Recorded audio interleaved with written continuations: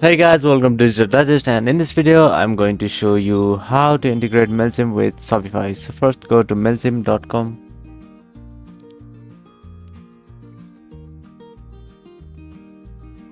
Click on login.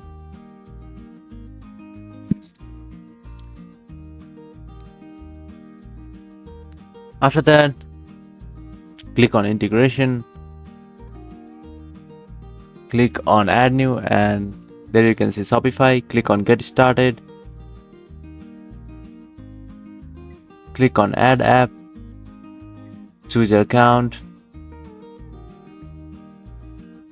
Now log into your Shopify store. So this is my store link, so I'm just going to copy and paste.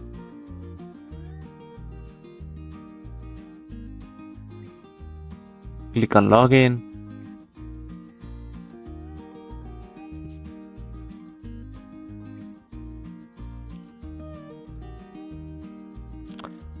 So after doing this, you can connect Mailchimp with Shopify. Thank you for watching this video, and I'll see you on the next one.